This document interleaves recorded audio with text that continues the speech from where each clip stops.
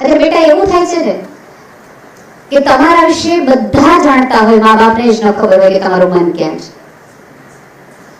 અને મા બાપને મારી નમ્ર વિનંતી છે કે સીસીટીવી કેમેરામાં સમસ્યાઓ દેખાય, ઉકેલ નહીં. ઉકેલ માટે તો તમારે શિક્ષકને મળવું પડે, બાળકના મનમાં ઉતરવું પડે અને જાણવું પડે કે બેટા શું તકલીફ છે. અને એ એટલી જ સાચી વાત છે કે તમારા બાળકો છે એ તમારા અધૂરા સપના પૂરા કરવાનું કોઈ બ્લેન્ક ચેક નથી કે હું એન્જિનિયર ન બન્યો ને દેખાડી દેવું ગામને કે જો મારો છોકરો થયો. ના, તમને સપના જોવાનો કહેવાનો અધિકાર ચોક્કસ છે, ચોક્કસ છે. એ તમારા બગીચાનું ફૂલ છે, પણ ફૂલ પોતાની સુગંધ લઈને આવ્યું છે, એ યાદ રાખો. તમે એને કહો ચોક્કસ કે બેટા આ કરાય, ન કરાય, અહીંયા જવાય ન જવાય.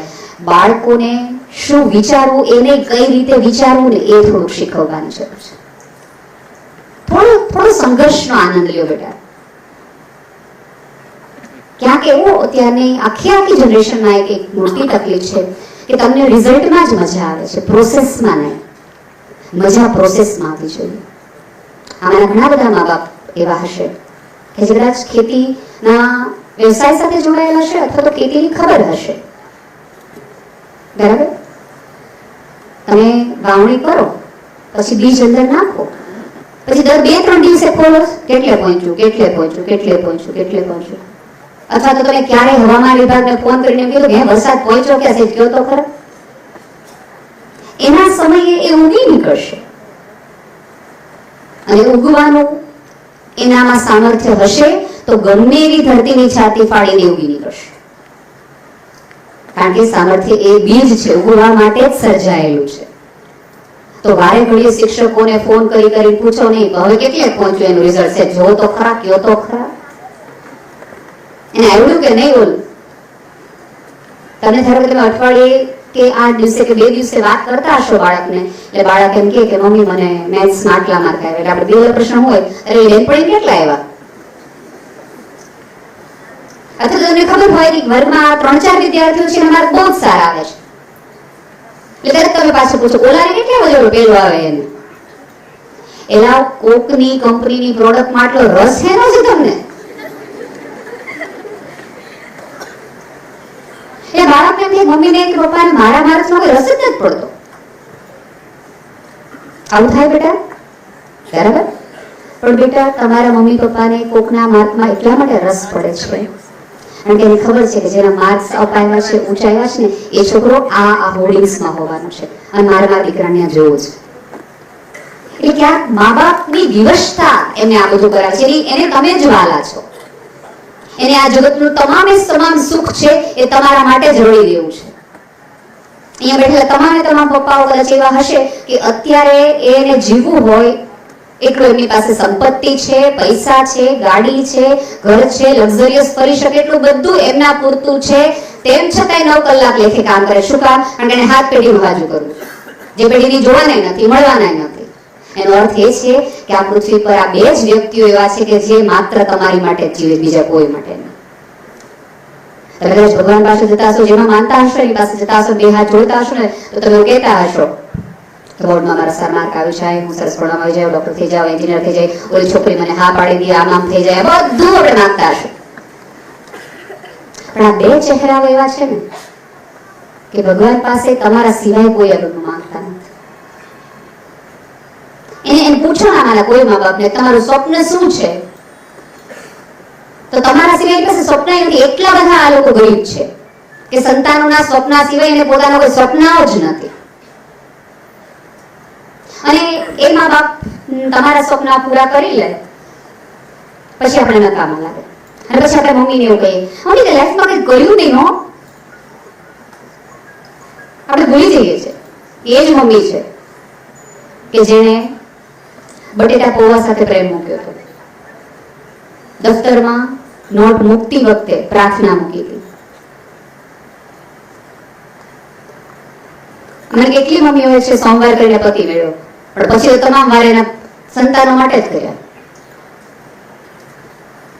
તમને કદાચ એવું બની શકે કે અહીંયા શહેરમાં રહેતા હોય એટલે સરસ મમ્મી જુઓ, તમે વેસ્ટર્ન કપડા પહેર્યા હોય, સરસ બોલતી હોય, ટક ટક ટક ચાલતી હોય, ઇંગ્લિશ અધાણીની જેમ બોલતી હોય, એટલે આ બધાના ગ્રુપમાં તમે અત્યારે મળો એટલે તમારા મમ્મીને તમે થોડાક આધાર રાખો. મમ્મી થોડીક નજીક આવવા છે, હું આવું છું. તોય એ મમ્મીને ખબર હોય કે મારું બાળક અત્યારે મને સુવાન દૂર ઘસડી રહ્યું છે, તોય એ મમ્મી ક્યારેય એવું ન કહે, કારણ કે મા બાપને કોઈ દિવસ બાળકોની શરમ આવતી જ નથી કહેવામાં કે મારું બાળક છે.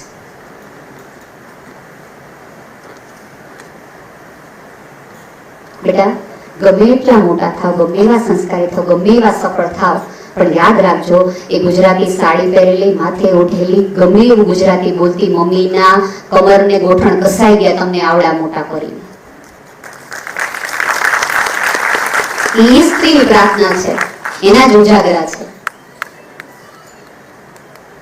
અને કેટલી વાર એવું બને કે આપણે આપણા ફ્રેન્ડ્સને એવું કહીએ, મારા મમ્મી પપ્પા મને સમજતા જ નથી, મારા મમ્મીને ખબર જ નથી પડતી, મને કેટલું બધું સમજવાની સમજતી જ નથી. એટલે એવું વેનમાં ન રહ્યો મારા દીકરા, ખાસ કરીને દીકરીઓને આ સમસ્યા થાય છે. તમે 3 દિવસના હતા ને, 3 દિવસના, અને તમે ઘોડિયામાં રડતા ને, ત્યારે એ જ મમ્મી છે એ તમારા રડવા ઉપરથી કહી દેતી હતી કે તમને ભૂખના મારે રડો છો કે તમને પેટમાં દુખે છે એટલા માટે. તમે 3 વર્ષના હતા ત્યારે સ્ત્રી તમને ઓળખી શકતી હોય તો તમે 13 વર્ષના, 14 વર્ષના, 18 વર્ષે તમને ઓળખી ન હોય કે તમારા મમ્મી, એવું તમે માનો છો? એવું માનો છો બેટા? તમે માનો ને ધારો છો ને એટલા ખરાબ તમારા માતા પિતા નથી. તમને ખરાબ માતા પિતાની જે ખબર જ ક્યાં છે?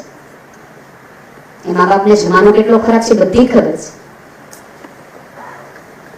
અહીંયા કૃષ્ણ સ્કૂલનો આશય માત્ર તમને સફળતા દેખાડીને તમારા સર્ટિફિકેટના માર્ક્સ દેખાડવા એવું નથી, માર્ક્સ ઊંચા લઈ જવા એવું નથી, પણ તમને તમારા માતા પિતા માટેનું પેરેન્ટિંગ માટેના માર્ક્સ પણ અપજાય એનો પણ આ સ્કૂલનો પ્રયાસ છે. કે આમ તો જો તો કૃષ્ણ સ્કૂલ છે એ બ્રિજ બની છે તમારા મમ્મી પપ્પા વચ્ચે, કારણ કે તમે સાથે છેલ્લે ક્યારે બેઠા હતા ચૂપચાપ આવી શાંતિથી.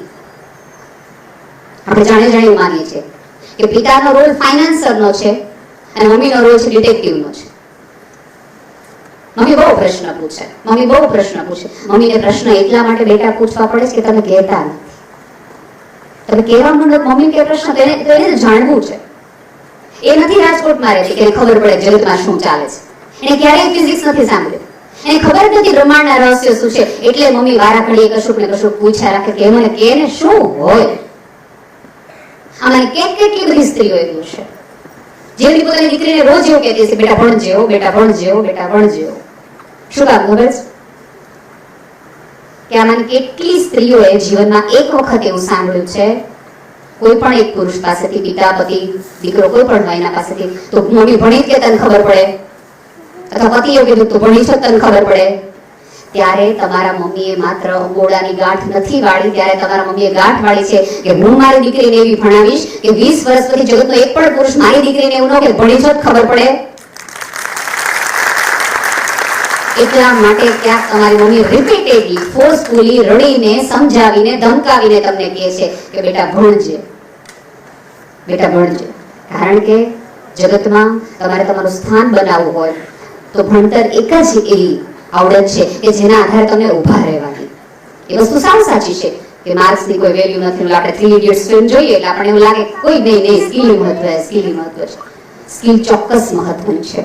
સ્કિલ વગર માર્ક્સનું પણ મહત્વ નથી. પણ તમે અહીંયા ધારો કે અહીંયા ટિકિટ આ લોકોએ રાખી હોય, પછી બાદમાં કોઈ વ્યક્તિ એમ કે હું નિહલબેનનો સાવ અંગત છું, નિહલબેન બોલે એવું જ બોલી દઉં, તૃપ્તિબેન એકદમ ઓળખું છું, જ્યારે સસરા ગમે એવા સમજ છે, તો ઓલો ચોકીદાર એક જ પૂછે ટિકિટ છે? એ ટિકિટ નથી તો એન્ટ્રી નહીં. તમારી માર્કશીટ છે ને બેટા એ ટિકિટ છે હોલની, કે એન્ટ્રી લેવા માટે એટલું તો જોશે તે, એ તો જોશે. પછી તમારે સાબિત કરવાનું છે તમારી પાસે આવેલા માર્ક તમારી સ્કિલમાં પુરવાર પછી કરવાને. તમારો હોદ્દો છે પછી નક્કી થશે. આજે તમારામાં સ્કિલ હશે, તમારી પાસે ડિગ્રી હશે તો તમને એમ કહેશે તમારી એ આ કેબિન તમારી, પણ પછી તમારી સ્કિલ સરસ હશે તો તે કહેશે તમે ટોપ લેવલમાં આવી જાવ, તમારું કામ અહીંયાથી તમારી સ્કિલ એટલી સરસ છે. પણ પહેલી ઓલી કેબિન લેવા માટે તો તમારે માર્કશીટ લઈને જ બતાવવું પડશે, પ્રૂવ કરવું પડશે એમ અહીંયા. અને બીજું કેવું છે કે આપણે ગામડામાં રહેતા હોઈએ, આપણે બહુ ભણ્યા ન હોઈએ, તેમ છતાં ઈશ્વરની કરુણા અને થોડી કૃપા થી આપણે કંઈક બની ગયા હોય એટલે આપણે પહેલું શું કહીએ હા હવે ભણવા પડવાની જરૂર હોતી નથી. આ ધીરુભાઈ પણ ક્યાં ભણ્યા હતા આવડા મોટા ત્યાં જોયો પહોંચી જ જોઈએ. પણ એ કોઈ વખતે ન ભણેલ વ્યક્તિએ વિચાર કર્યો કે ધીરુભાઈ ભલે ન ભણ્યા હોય પણ એને પોતાના બંને દીકરાઓને ઓક્સફર્ડમાં મૂક્યા. એને કીધું હોત તો હું નથી ભણ્યો તો આવડું મોટું રિલાયન્સ કર્યું, નથી ભણવાનું જાઓ. એને તો વધુ સિન્સિયરિટી પોતાને ભણાવ્યા. મુકેશભાઈ તો એનાથી વધુ સિન્સિયરિટી પોતાના સંતાનોને પઢાવ્યા. બાકી જગતની બેસ્ટ કોલેજ બસ લોકોની હાયર કરી શકે એટલી ક્ષમતા તો છે ને, એમને ભણવાની જરૂર નથી. પણ 3 જગ્યાએ ક્યાંક એમને પાછું પગલું કરવું પડ્યું ત્યારે એને વિચાર્યું ભણ્યા હોત તો થોડુંક સજાય વહેલા પહોંચી ગયા હોત તો